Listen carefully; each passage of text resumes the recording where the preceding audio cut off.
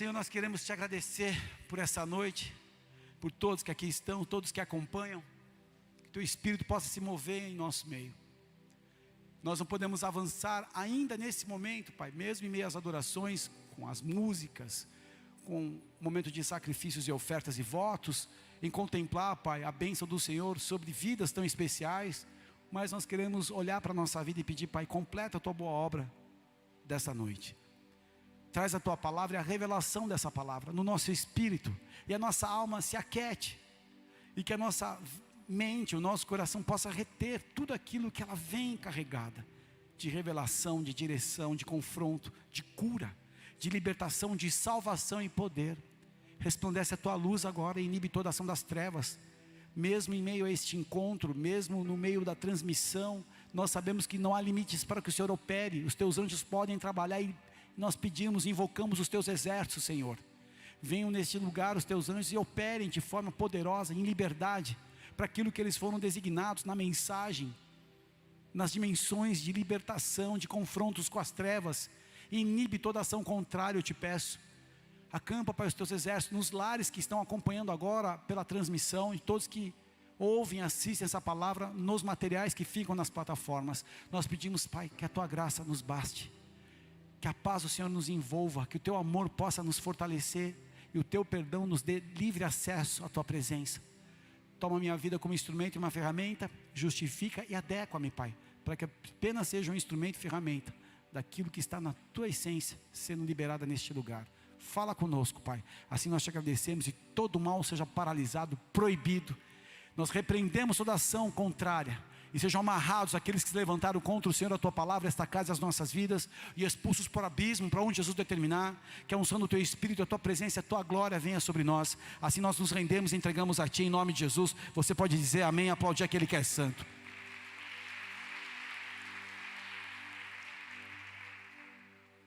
Abra sua Bíblia em Gênesis capítulo 3, verso 7, por favor.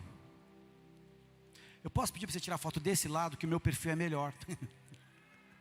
Eu sou igual o Julio Iglesias, eu tenho um lado melhor. Vocês nem sabem, houve um cantor muito famoso espanhol chamado Julio Iglesias, que todo mundo gostava muito, que tocava muito no Fantástico e no Silvio Santos. Estou brincando, vai na paz, irmão, eu não preciso, né? Aquela música, né? Tá bom, tira a foto aí, vamos lá. Vou fazer uma foto como se eu estivesse assim, cheio de poder. E coloca o barulho. Agora eu não vou conseguir me concentrar. Por favor, tire a sua foto, faça o seu trabalho. Tira a foto do povo. Pronto. Amém, obrigado, tudo certo? Glória a Deus. Abra sua Bíblia em Gênesis capítulo 3, verso 7. Livro de Gênesis, primeiro livro da Bíblia, capítulo 3, verso 7, por favor.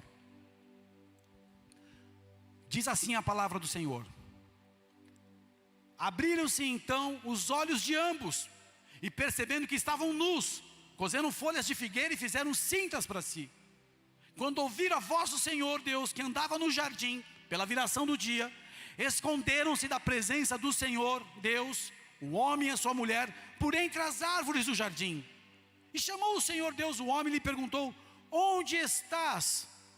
E ele respondeu: ouvi a tua voz no jardim, e porque estava nu, tive medo e me escondi até aí. Ir além do desenho original de Deus traz consequências que podem alterar seriamente o processo das nossas vidas.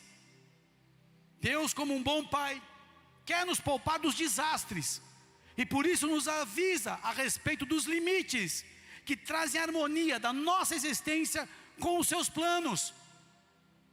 O nosso arbítrio, que é vontade, quer dizer vontade, revela quem nós somos e quem Deus representa para nós de fato. A desobediência é a recusa, é a negligência em atender uma direção. E quem perde a direção não vai atingir o alvo, destino planejado. E a corrupção fará o seu papel em destruir tudo que diz respeito a essa vida. E toda transgressão e desobediência, diz a Bíblia, receberá a justa retribuição. Algo muito sério. Porque ao se permitir dialogar com a serpente, Adão e Eva foram enganados. Eles tiraram os seus olhos do lugar certo e abriram os seus olhos para aquilo que não era necessário. De toda árvore do jardim eles poderiam comer, mas do conhecimento do bem e do mal não, porque o dia que eles tocassem nela eles morreriam, disse o Senhor. Mas aí o diálogo da serpente, aí o engano. Quando eles tiram os olhos dessa direção, assim como eu e você, nós caímos no engano. Paulo escreve aos Coríntios, segunda carta aos Coríntios 11:3, não precisa abrir, vai estar na tela e eu vou falar aqui. Segunda carta aos Coríntios 11:3 diz assim: mas temo que assim como a serpente enganou a Eva com a sua astúcia, assim também sejam de alguma sorte corrompidos vossos sentidos e se apartem da simplicidade que há em Cristo. A porta de todo pecado é o engano. E o engano que tem o pior de todos é o auto-engano. Pessoas que não sabem a sua verdadeira condição, e o orgulho ofusca isso. A vaidade cega essa realidade. E como é que ele trabalha? Como o engano, como a serpente trabalha. Ela busca tirar a sanidade da pessoa. Ela entra de uma maneira tão delicada, tão sucinta, trazendo insensatez, a insensibilidade. E isso desvia pessoas do propósito. Mesmo na igreja, o cara tem uma visão, e ele quer fazer da forma dele, e olha essa visão que Deus me deu, e sem perceber o orgulho cegou, e ele começa a agir num caminho paralelo, ele se desvia do propósito, e um grau agora não é nada, mas lá na frente muda uma cidade, se você mexer num grau, na sua bússola, é algo muito sério. Aí a serpente ela entra pelo engano, ela traz uma corrupção, ela começa a te contagiar, com uma euforia inicial, mas ao extraviar do foco, o engano entra e tira a visão, tira a audição, tira a voz profética de uma pessoa. O alvo desse engano é roubar o destino profético, é manter a distração, é fazer com que a preocupação leve a desperdiçar tempo, energia, talentos, e assim a pessoa fica fora do propósito. Essa corrupção tem entrado já há 1 ano, e há uma operação acontecendo na nossa frente. No capítulo 3 aqui de Gênesis, que nós lemos rapidamente esses versículos, o inimigo entrou e destruiu a mente da matriarca do planeta, a mulher que via Deus todos os dias. E a ação do engano entrou encontrou em vantagem na mulher, porque o inimigo sabia que se ela pegasse a mulher, ela derrubaria o homem. A parte mais frágil do homem é a esposa, mas não é que ela seja fraca, ela é a mais delicada, é que precisa da primeira atenção. Muitas casas estão caídas hoje por falta de sacerdócio, faltas de homens que busquem a Deus, que intercedam, que se levantem, protejam seus lares e livrem de todo engano. O laço para manter uma pessoa dentro desse cativeiro do engano se chama medo. O laço para manter uma pessoa dentro do engano se chama medo. Adão, o primogênito da criação, contemplava a presença do Senhor todos os dias, na viração do dia. Tinha liberdade de andar na presença do Criador. Daqui a pouco teve medo. Ouvi a tua voz no jardim, e porque eu estava nu, tive medo e me escondi. A primeira menção do medo na Bíblia. É muito importante esse fundamento, porque ele sustenta todas as demais revelações de medo na história do homem. Ele ouviu a voz do Criador, mas ele não era mais livre, ele estava cativo, ele estava nu, quer dizer sem harmonia, sem paz. E o pecado conduz ao domínio do medo.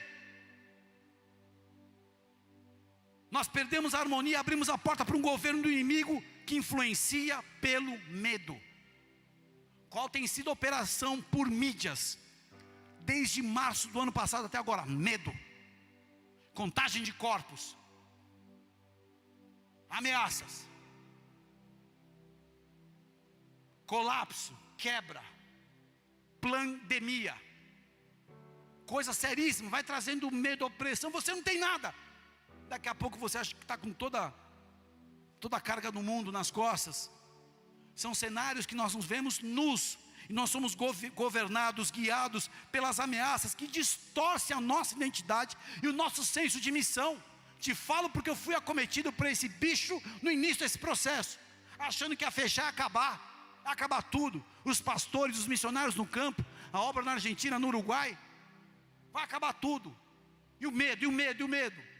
Me lembro que por medo eu fiz uma compra no Zafra aqui, que eu me arrependo até hoje. Comprei umas 10 pacoteiras de tapioca. Vai acabar tudo, eu vou morrer comendo tapioca. E quando eu passei o cartão, que pela misericórdia foi aprovado, que a aflição do guerreiro assim, passa em, como é que é? Fica assim, aguarde instantes, em transação. Aí quando aparece aprovado, mais um mês. Eu passei, olhei para a moça do Zafra, tomara que eu me arrependa dessa compra. Ela deu risada. Eu me lembro que eu comprava aqui de um amigo nosso que vende água de galão. E aí ele me entregou 9 galões assim. Ele olhou para mim, sabe aqueles filmes do Apocalipse que eu vou entrar na nave e vou sair do planeta? Adeus, seu Alexandre, adeus. Falei, meu Deus, quanta água isso aqui, cara. Teu amigo que mora nos Estados Unidos, quando entrou essa situação, ele falou, Ale, eu não sei o que acontece, mas os americanos acabam com os papéis higiênicos. Não tem papel higiênico na minha cidade. Não sei o que eles fazem, sei lá, vai fazer cabana, iglu, vai se brincar de múmia. Que você se vira para se limpar. A gente se vê nu, sem identidade, sem missão. E o que antes era a voz do Pai, pela ação desse domínio maligno do medo, se torna um som ameaçador. O que era legal, o que era tranquilo, eu vou ver e contemplar, meu Deus, entra com medo. E quando surge a oportunidade de se relacionar com Deus, a pessoa se sente desconfortável, passa a se considerar indigna da sua paternidade. Tem medo de Deus, tem medo de se expor na luz do Senhor, não quer estar em comunhão, se sente ameaçada. E onde falta a paternidade, a escravidão do medo começa a dominar. Toda pessoa que não está ainda curada na sua paternidade com Deus, sabendo que Ele acolhe, que Ele ama, que não depende de você, mas depende dEle, não depende do seu desempenho, mas depende da palavra dEle. A pessoa começa a permitir esse domínio maligno e começa a se tornar escrava do medo. O medo te limita, o medo que diz que você pode e não pode. Todo domínio é através do medo. Questão financeira, quando o cara está preso em mamão, quer dizer riquezas. Deus as riquezas, na verdade é uma estrutura espiritual que exerce domínio. Isso você não pode, isso você não pode, fica preocupado. E às vezes o cara tem até uma grana investida, mas ele fala, eu estou zerado, o cara está com não sei quantos mil aplicados, não sei quantas cartas rodando, contratos bombando, mas está com medo, porque o medo.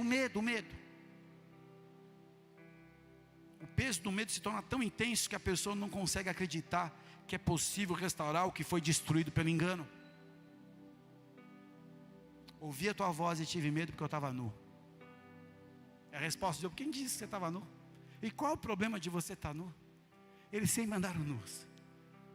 Só que eles abriram para uma dimensão do conhecimento do bem e do mal.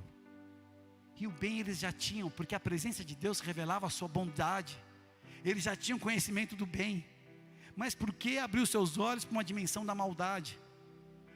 Porque a essência, a alma do homem, debaixo do engano, ele quer avançar, ele quer ser mais de quem realmente é. Ele quer ser a sua reputação, o seu nome, a influência que ele causa.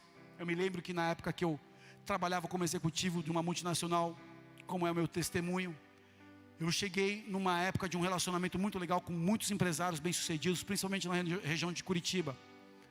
E eu via que tinha um que era muito, mega bem-sucedido. E quando ele falava o nome dele, nos restaurantes que nós entrávamos, ele gostava de ver, seu fulano chegou. E eu vi que chegava uma hora que não era mais grana, era o desejo de influência. Não era mais um carro top, não era mais as viagens, não era mais andar de lancha, não é mais dominar a cena da cidade, era saber que o nome dele era conhecido, e todo pedido dele era atendido, e toda a solicitação, o seu fulano de tal. Isso contamina a pessoa, isso faz com que ela comece, é esse desejo, algo perigoso. Como é que isso se desfaz, pastor? Se eu vivo debaixo desse engano, como é que eu posso vencer essa estrutura? Porque o medo te deforma. Uma pessoa que erra, que falha numa aliança, uma pessoa que não consegue atender todos os preceitos, uma pessoa que, poxa, a vida vinha caminhando bem, mas caiu, permitiu engano, É interessante que Paulo fala que não há um justo só que não peque.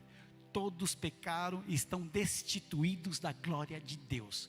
Ele já dá essa em Romanos só para alinhar a gente e para já quebrar as estruturas do medo. Poxa, eu sou um pastor e faço isso. Eu não estou dizendo que o cara tem que ser um carnal, um cara sem caráter, e fala, não é porque eu dependo de Deus, então Ele conhece a humanidade. Você reconhecer a limitação não te dá o direito de viver de forma desregrada, amém? Mas buscando essa superação, buscando essa transformação, essa regeneração que nós somos chamados. Quem está comigo, diga amém, por favor. Mas você se vê debaixo desse domínio, desse engano, desse peso. Não se sente confortável, não se sente aceito. Sabe Pedro, quando ele nega Jesus 3 vezes, e ele fala, vou pescar, nem está no texto aqui, lá em João capítulo 20, 21. E aí Pedro está pescando, Jesus aparece na praia. Homens, joga mais para cá. Aí vem de novo a segunda pesca maravilhosa. Ele fala, é o Senhor. O outro que estava nu se joga na água, outro que se veste e começa a ir para a praia. Tinha um peixinho aceso lá, tinha um favo de mel, tinha aquelas coisinhas, e estavam ali comendo. E ele não se sentia mais confortável, porque ele estava o quê? Desalinhado. Ele traiu o mestre, ele negou o mestre. E qual é a pergunta de Jesus para Pedro? Quem lembra? Tu me amas. Mas ele não se sentia digno desse amor. A primeira vez eu acredito que ele falou, claro, te amo. Eu sou um panaca, queimei meu filho, sou um traíra, Jesus. O outro se enforcou, eu não tive nem coragem disso. Estou aqui na tua presença, constrangido. E o medo faz isso. Porque você falhou, você quebrou a aliança, ou você não atingiu aquilo que era esperado. Isso faz você se tornar uma pessoa cativa dessa estrutura. Isso só é desfeito quando você tira os olhos daquilo que foi e volta os olhos para o lugar certo.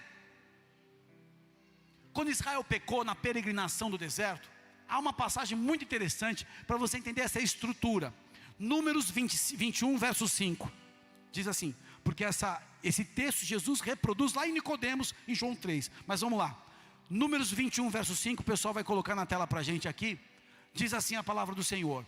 E o povo falou contra Deus e contra Moisés, que acabaram de ser libertos, acabaram de vencer muitas coisas no deserto. Por que nos fizeste subir do Egito para que morrêssemos nesse deserto? Pois aqui nem pão nem água há, e a nossa alma tem fastio deste pão tão vil, do maná, gostinho de uma semente como mel, que caia todo dia de manhã no orvalho. A alma tem fastio desse pão vil.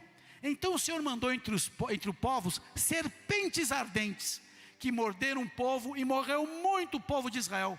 Pelo que o povo veio a Moisés e disse, havemos pecado por quando temos falado contra o Senhor e contra ti. Ora ao Senhor que tire de nós essas serpentes.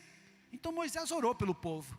E disse o Senhor a Moisés, faze uma serpente ardente e põe-na sobre uma haste, e será que viverá todo mordido que olhar para ela. E Moisés fez uma serpente de metal e pô-la sobre uma haste, e era que mordendo alguma serpente alguém, olhava para a serpente de metal e ficava vivo.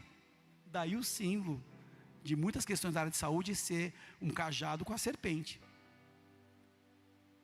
Eles tiraram os olhos dessa murmuração e voltaram os olhos para um sinal nas mãos de um sacerdote. E João descreve a respeito do diálogo que Jesus teve com Nicodemos, onde essa verdade é afirmada. João 3, verso 14 diz assim, e como Moisés levantou a serpente no deserto, assim importa que o Filho do Homem seja levantado, para que todo aquele que nele crê não pereça, mas tenha a vida eterna, porque Deus amou o mundo de tal maneira que deu o seu Filho unigênito, para que todo aquele que nele crê não pereça, mas tenha a vida eterna. Não somente a vida eterna, mas uma vida de plenitude, uma vida de cura, de restituição, de restauração e de uma filiação pelo Espírito Santo. Você pode aplaudir o Senhor. É hora de tirar os olhos do seu erro, daquilo que te acusa, e voltar os olhos ao Senhor. A chave é olhar e acreditar na obra da cruz, o local onde aquele que fez a obra é a fonte da reconciliação. Jeremias 31, 33 diz assim, mas este é o concerto que farei com a casa de Israel, depois daqueles dias de cativeiro, dia que eles estavam escravos escravos de um povo pagão, diz o Senhor, porei a minha aliança no seu interior, e a escreverei no seu coração, e eu serei seu Deus, e eles serão meu povo. E não ensinará alguém mais ao seu próximo, nem alguém ao seu irmão, dizendo: conhecei o Senhor, porque todos me conhecerão, desde o menor deles até o maior, diz o Senhor, porque perdoarei a sua maldade, e nunca mais me lembrarei dos seus pecados. Quando a palavra entra no nosso coração, quando Ele coloca a revelação de quem Ele é para nós, Ele é a nossa fonte. Você ainda vai perecer por erros algumas vezes na sua vida, mas há uma fonte de reconciliação que te liberta, que te cura, que te restaura, quando você tem a verdadeira atitude de voltar ao Senhor. O medo tem os seus algozes. A estrutura do medo opera com algozes: a culpa, a condenação, a acusação, que são estruturas de cativeiro.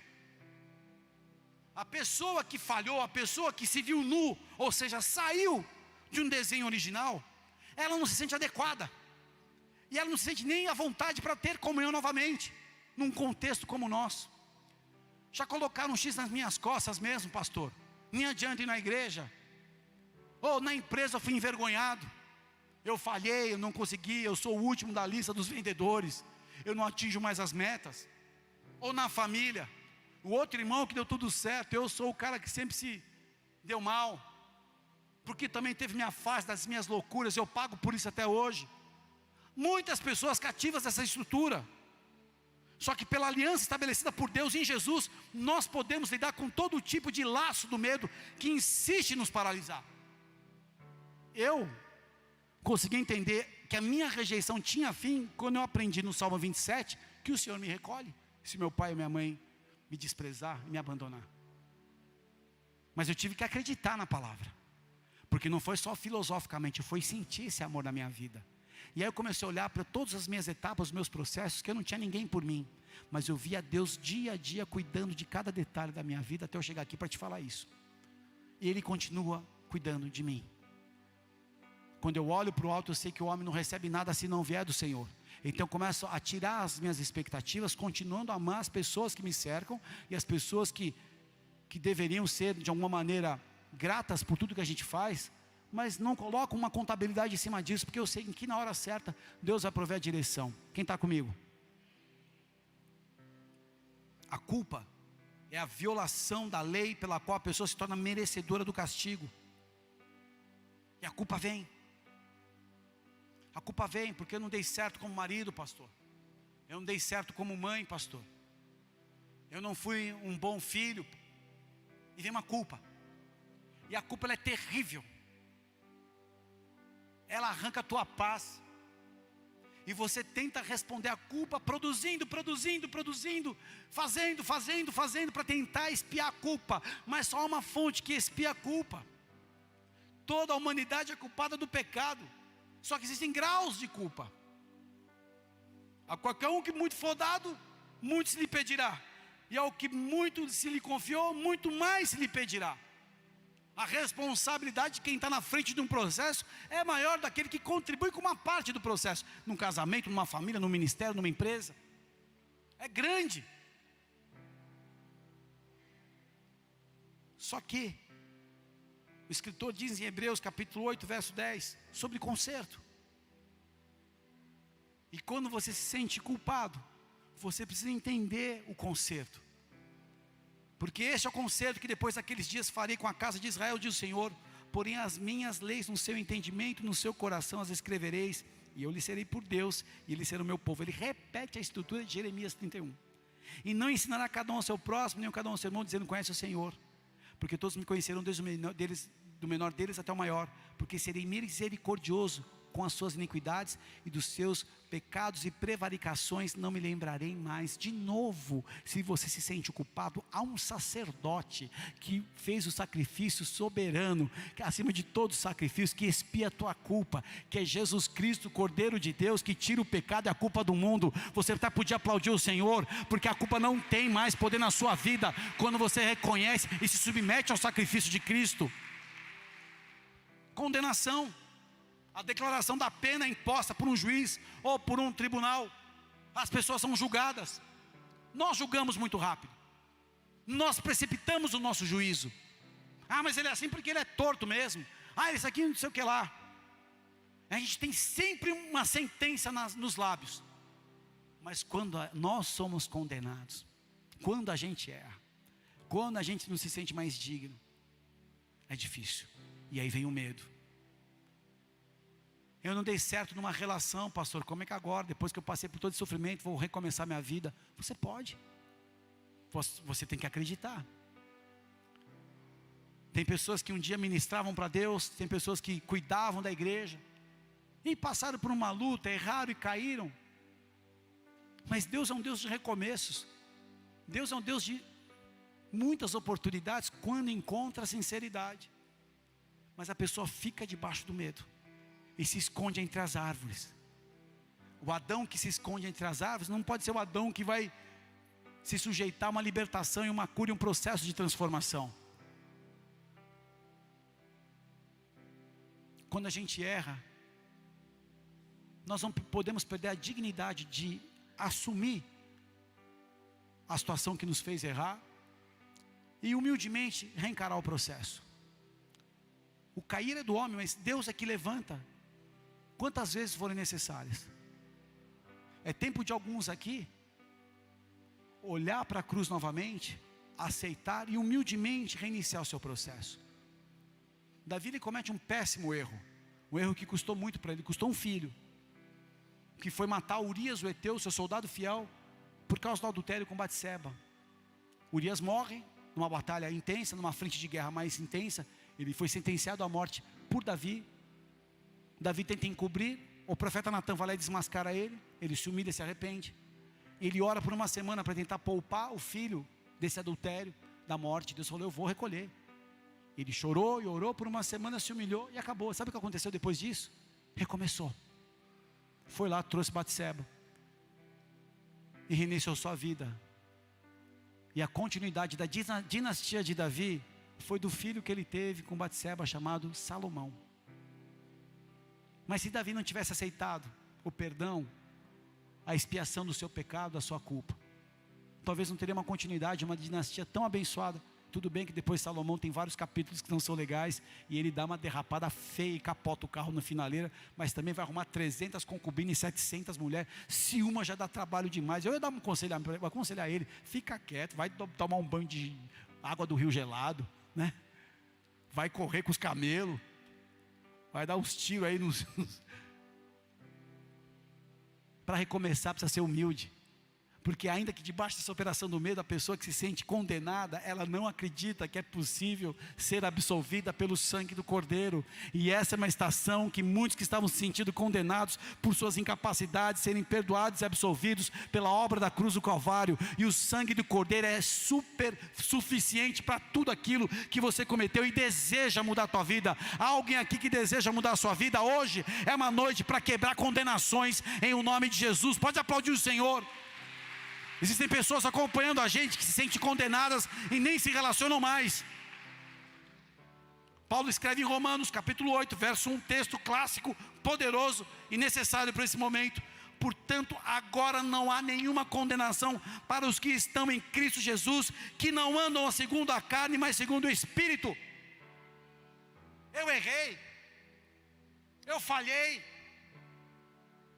Gente, teve jeito para um rei chamado Manassés, pior rei que teve. Deus ouviu a oração de Manassés. Deus olhou para um cara terrível chamado Saulo de Tarso e levantou ele como apóstolo dos gentios. Será que não tem jeito para você e para mim? Não tem condenação se você está em Cristo, mas estar em Cristo é um posicionamento teu. Ele espera você para te perdoar.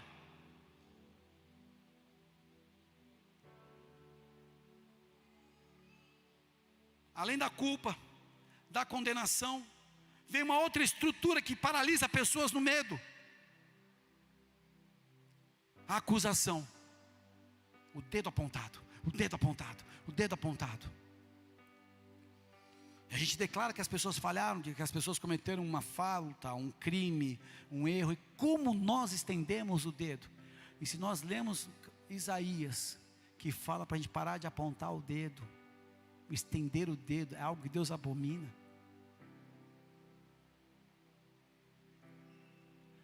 Só que a pessoa se sente acusada. Uma vez um rapaz veio conversar comigo e falou: pastor, eu tive muitas lutas, meu casamento foi destruído, eu tentei por anos reconstruir, mas eu não consigo mais porque depende só de mim, e eu preciso reescrever a minha história, mas eu não me sinto nem digno que o senhor faça meu casamento. Eu falei: você é meu filho, eu vou fazer teu casamento sim, porque não dependeu mais de você, a pessoa destruiu a aliança, você vai ficar refém agora? E hoje está abençoado, a presença de Deus está na vida dele. Mas as pessoas debaixo de uma acusação, elas perdem o senso de destino, elas perdem a sua identidade, elas não aceitam mais quem são, porque fica o peso da falta que cometeram. E aí, a identidade é tão destruída, porque a pessoa não é mais Antônio, o alcoólatra, ele agora é o traste da família, que tem um problema, mas destruiu a personalidade dele, porque a acusação caiu de tal maneira que ele não é mais o Antônio, falando de forma aqui, como exemplo apenas, que teve uma história, que teve um pai, que teve uma mãe. Não, ele é o cara destruído, e agora ele é um traste da família, o peso da família. É isso que a condenação faz, a acusação faz, fica acusada. E ela não consegue mais, tem uma hora que a pessoa tão acusada não se defende mais, não consegue mais. Quantos casamentos são desfeitos por causa da acusação? Quantos casamentos, quantas famílias destruídas por causa do poder de acusação dos cônjuges um contra o outro?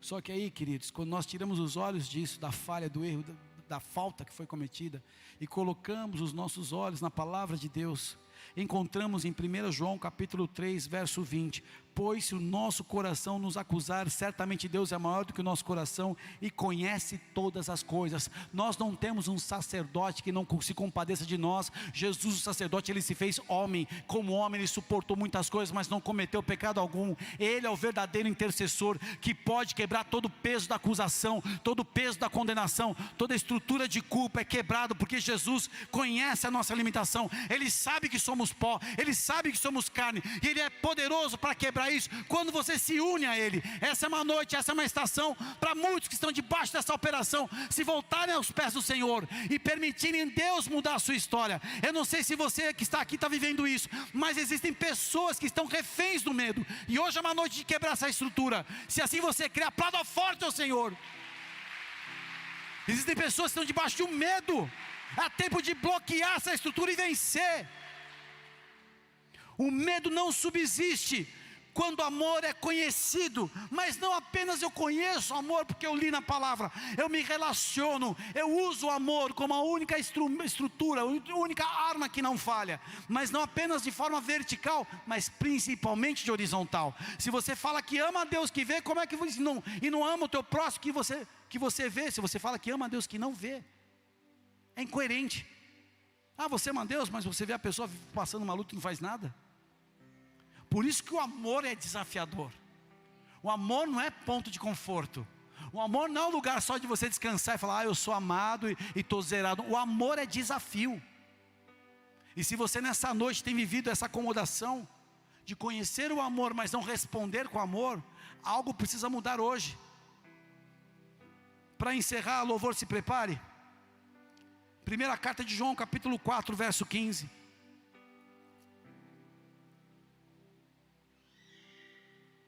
Aquele que confessar que Jesus é o Filho de Deus, Deus permanece nele, e ele em Deus. E nós conhecemos e cremos no amor que Deus tem por nós. Deus é amor, e aquele que permanece no amor, permanece em Deus e Deus nele. Nisto é em nós aperfeiçoado o amor, para que no dia do juízo mantenhamos confiança, pois segundo Ele é, também nós somos neste mundo. No amor não existe medo, antes o perfeito amor lança fora o medo. Ora, o medo produz tormento, logo aquele que teme não é aperfeiçoado no amor. Nós amamos porque Ele nos amou primeiro. O amor é como um pai que sabe que o filho aprontou, e ele não mima esse filho, mas ele olha nos olhos desse filho e chama para perto, corrige esse filho, mas sempre há uma oportunidade de continuar. O amor verdadeiro é uma aceitação incondicional, mas ele pede uma nova postura de transformação. Ele pede uma resposta desse amor. A pessoa não deserta desse amor, mas ela sabe por quem ela foi amada. Ela está conectada, ela não se afasta mais. Quem muito foi perdoado, muito ama, porque ela sabe quem é Deus e a fonte desse amor. E nisso ela passa por um processo de aperfeiçoamento, e ela começa a liberar desse amor com quem ela foi amada. Ministério não é servir, ministério é uma resposta do amor que eu fui visitado. Um dia um homem de Deus me alimentou, um dia um homem de Deus me tratou, um dia um homem de Deus me confrontou para me tornar um homem segundo o coração de Deus. E por ter esse modelo de homem que respondeu uma geração, o amor que ele foi visitado, eu me disponibilizei ao Senhor. O amor te desafia a sair desse campo de conforto, de acomodação, porque você é desafiado a amar pessoas que te fazem mal. Mas são decisões de quem está na fonte. Você não está pegando de tabela esse amor, você está sendo alvo desse amor. Quando olha o que faz, seus valores, suas atitudes, tão distantes daquilo que a palavra nos ensina, mas esse amor não cessa. E no dia do juízo, eu posso ter confiança. No dia do juízo, eu sei que segundo Ele é, eu sou também. Medo é ilegal onde o amor está presente. Minha filha erra, dá cada derrapada, mas eu amo minha filha.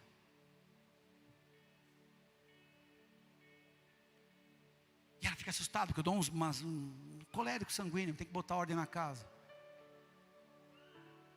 E sempre ela espera, no final da noite, eu dar meu beijo, orar por ela, e ela abre o coração, ela chora, ela expõe a alma dela de uma pequenininha. Eu errei, pai. Teve um dia, que ela foi pegar um copo no secador de louça, e a gente sempre dá aquela sacudidinha, ela sacudiu e quebrou, e ela chorava, por se sentir condenada de ter quebrado um copo. Há um processo que a gente pega firme com ela, porque ela, está no mundo da lua. Só que eu vi que aquela bobagem de quebrar um copo, uma bobagem, trouxe uma acusação muito grande para ela. Eu quebrei o copo, mãe, eu quebrei o copo, eu quebrei o copo. E eu sabia que era comigo a história, porque eu olhei para ela e desaprovei, e falei, não acredito, viaja, menina? Aquela coisa bem legal de pai. Mas depois quem ficou mal fui eu. E ela chorava, eu quebrei o copo, pai, eu quebrei um copo. Eu falei, olha para mim, você pode quebrar o que você quiser, se foi sem querer tudo bem, eu não gosto que você faça bagunça, não fica de arreganho aqui, está tudo bem, filha, aconteceu, quebrou um copo, a bike caiu na moto, riscou a moto, é só uma moto, filha, não tem problema. Mas a acusação foi pesada para ela. Tem pessoas aqui que quebraram um copo na presença de Deus, cometeram um pecado, um erro, uma mentira, uma omissão, falaram mais do que devia, fofocaram, acusaram, condenaram. Tem coisa que não pertence a você, que está na tua casa, e você sabe que isso não é legal. Ei, tudo bem, só não faz mais isso.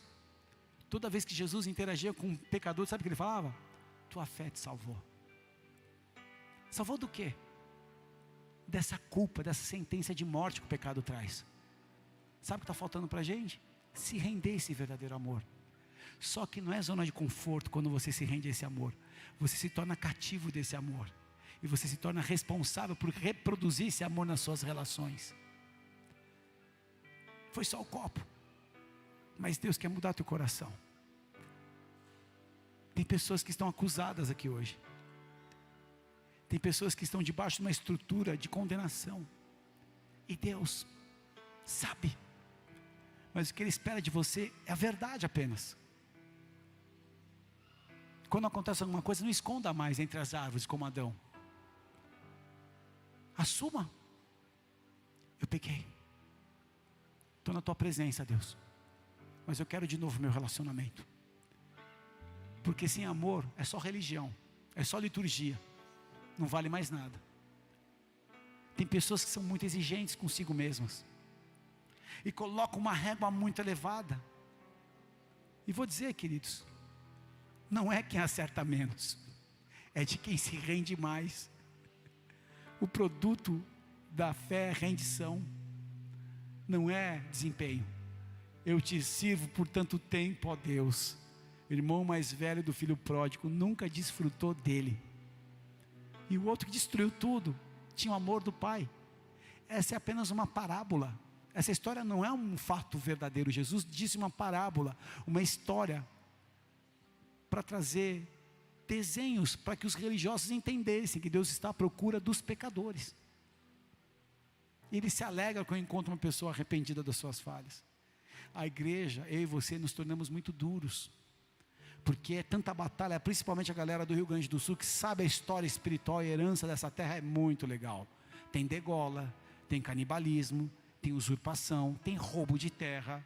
Nós fizemos muitas coisas contra os indígenas, povo nativo dessa região, só que o espiritual fica, e sem perceber nos aliançamos novamente com esse espírito, e daqui a pouco não aceitamos mais o perdão, nos tornamos tão duros, e aí o medo vem, quando você erra porque você não é perfeito, e aquilo que você condena, acusa, aquilo que você culpa, você comete e se sente mal, e fica preso, tira os olhos do Senhor, e Deus vem todos os dias, e você fica com medo de se render. Só que hoje, essa palavra veio para quebrar essas cadeias, para saber que é possível continuar um relacionamento com Deus, um relacionamento com a sua família, um relacionamento com as pessoas que você ama, mesmo quando errou. Se eles vão entender ou não, o problema é deles, mas você está livre, e quem ama é livre. Se a pessoa ainda não compreende esse amor, apenas semeie. Eu quero que você feche os teus olhos.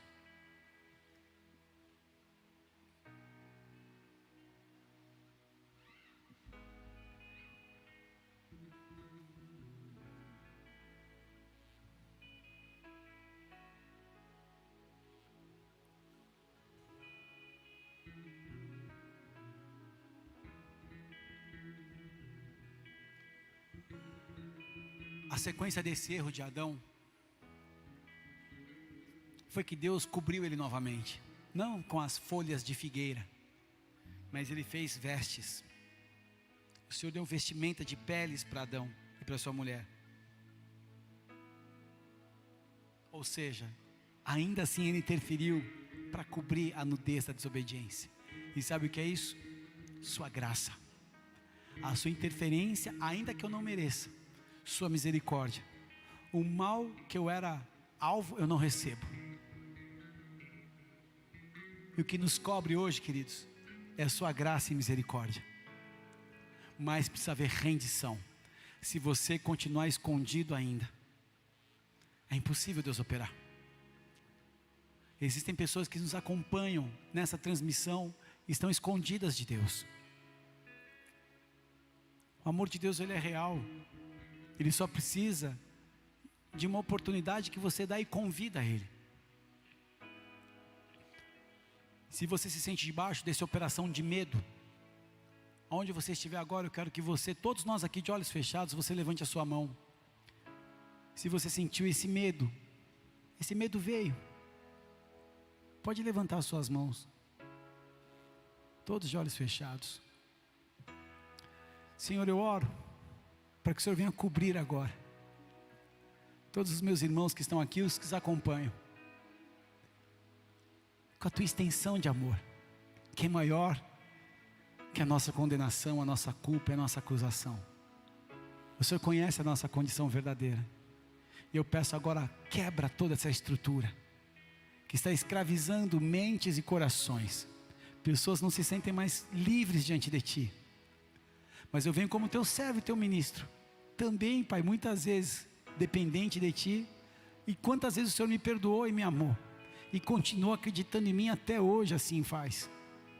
Eu quero estender sobre os meus irmãos dessa mesma graça, dessa operação do Teu Espírito agora, quebrando essas palavras, quebrando essas imagens, quebrando todo o registro da memória recente ou da memória distante, tudo aquilo que ainda é uma impressão na alma, traumas que ficaram no espírito, na alma e no corpo, que trouxe essa acusação, condenação e culpa, tudo aquilo que paralisou vidas do teu amor, por palavras, até mesmo de pais, de líderes, nos relacionamentos que se entregaram e foram destruídos, porque eles foram condenados, foram acusados.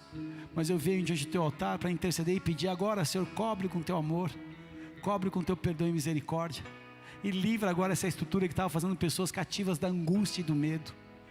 E acabou a partir de hoje, Pai. Eu declaro o fim disso em nome de Jesus, porque o teu amor é uma fonte inesgotável, o teu amor lança fora todo medo, o teu amor nos faz filhos, o teu amor nos faz homens e mulheres segundo o teu coração, o teu amor nos faz filhos destinados para a glória eterna, o teu amor anuncia novas estações que virão, o teu amor anula todo o poder do inferno, o teu amor acaba com toda enfermidade, o teu amor sustenta até o último dia as nossas vidas em tua presença.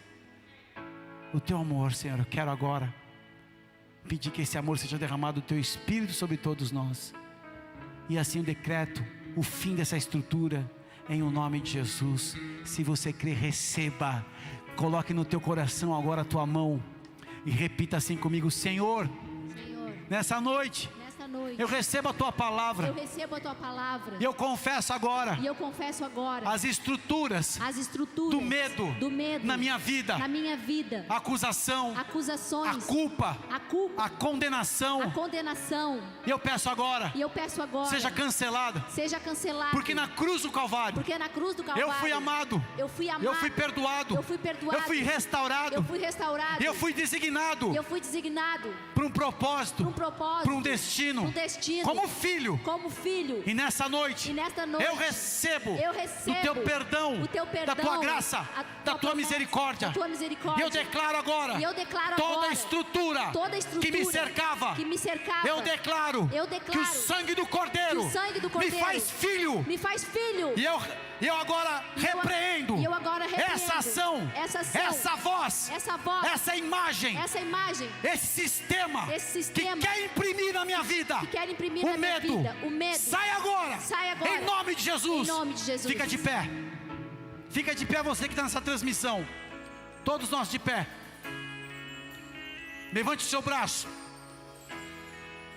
Diga assim comigo: nessa noite eu recebo do favor, da graça, na obra da cruz, e me aproprio agora do perdão, da salvação, da restauração e da reconciliação que Jesus Cristo, o Filho de Deus, fez por mim.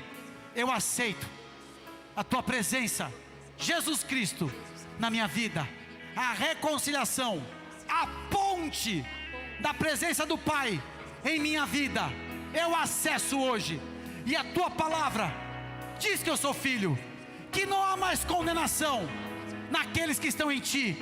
Toda condenação, toda culpa, toda acusação, toda sentença seja quebrada agora, em nome de Jesus. Eu tomo posse da tua promessa e da tua paz. Nessa noite o teu sangue me cobre e me restaura. Eu avanço em tua presença, e o medo retroceda. Eu estou no Pai, e o Pai está em mim. Eu recebo da tua força, do teu poder, em nome de Jesus. Se você crê, aplauda ao Senhor. Comece a adorar. Se aproprie dessa palavra. Reconheça a Deus os seus caminhos. Não permita mais essa flecha do inferno. Vamos adorar aquele que é digno. A justiça de Deus mediante a fé em Jesus Cristo, para todos e sobre todos os que creem, porque não há distinção. Eu declaro sobre a tua vida o renovo e a alegria do Senhor. Ele te cobre de vestes de salvação e te envolve com um manto de justiça. Eu declaro o adorno do Senhor sobre a tua vida e o fim dessa estrutura que te paralisava. Abre-se uma dimensão de realizações na tua vida, porque você é livre para avançar. Você é livre para viver os sonhos, os projetos de Deus. E debaixo dessa palavra eu declaro o selo do Senhor declaro o selo daquele que te ama. Você vai ser feito justiça de Deus pelo poder da cruz do Calvário. Eu te abençoo nessa palavra, em nome de Jesus. Quem crê, diga amém. Existem algumas pessoas que estão ouvindo essa palavra, escutando, estão afastadas de Deus. Algumas pessoas que querem colocar a sua vida agora nas mãos do Senhor, querem render os seus caminhos para que Ele venha direcionar. Se você está ouvindo essa mensagem pela primeira vez, ou se você está afastado de Deus e deseja se reconectar com o Senhor, se reconciliar, com a mão no teu coração onde você estiver, aqui no presencial, ou nos acompanhando ao vivo na transmissão, ou talvez até pela plataforma, pelo material gravado, com a mão no teu coração, com toda a tua verdade, declare assim comigo: Senhor Jesus, Senhor Jesus, nesta noite, eu ouvi a tua palavra, e eu creio, que tu és o Filho de Deus, que veio a este mundo, e na cruz do Calvário, se entregou por mim, venceu a morte, e ao terceiro dia, ressuscitou, e hoje vive. Eu reconheço Jesus Cristo de Nazaré, a partir de hoje, como meu único Senhor, meu único Salvador. Perdoa os meus pecados e escreve meu nome no livro da vida eterna. Amém. Se você fez essa oração, levante teu braço. Se você se reconciliou onde você estiver, levante teu braço. Pai Celestial, eu oro, apresentando os meus irmãos que estão agora se rendendo a Ti, Pai. Uns que estavam afastados, voltando à Tua presença, e aqueles que pela primeira vez entenderam a responsabilidade de entregar e confiar os seus caminhos nas Tuas mãos, meu Pai. Eu apresento agora como Teu servo, Teu filho, como igreja representada aqui. Cobre-os com Teu sangue, Jesus amado. Escreve estes nomes no livro da vida eterna. Sela-os, Deus, com Teu amor, e conduz agora nesse caminho de regeneração maravilhoso. Nós queremos abençoar e declarar a proteção do Senhor e a Tua paz, e que venha um novo governo, o governo do alto, o governo dos céus, e que eles possam resplandecer como árvores plantadas junto ao ribeiro, com muitos frutos, e assim nós os abençoamos em nome de Jesus. Amém e amém. Se você fez essa oração, se reconciliou com Deus, ou se você se entregou ao Senhor, nós temos aqui os boas-vindas com os tablets, as pranchetas. Você pode dar o seu nome, dar o seu contato, podemos te acompanhar, te auxiliar nesse processo. É muito importante isso. Talvez você está em casa, tem o nosso plantão QR Code, entre em contato, você vai receber oração, a orientação para acompanhar a nossa caminhada, e que possamos te ajudar em todo o processo. Esse é o nosso coração, caminharmos com a Bíblia, buscando a direção de Deus como uma família. Então que você faça a sua parte, que a gente pode te ajudar, amém? Se Deus é por nós, quem será contra nós? O Senhor é meu pastor, e nada me faltará. Agindo Deus, quem impedirá? Maior o que está em mim do que aquele que no mundo está. E eu posso todas as coisas naquele que me fortalece. Oremos juntos. Pai nosso que estás nos céus, santificado seja o teu nome. Venha a nós o teu reino, e seja feita a tua vontade, assim na terra como nos céus. E o pão nosso de cada dia nos dai hoje. Perdoa as nossas dívidas, assim como nós perdoamos os nossos devedores. Não nos deixes cair em tentação, mas livra-nos do mal, pois teu é o reino, o poder e a glória para todos sempre. Amém e amém.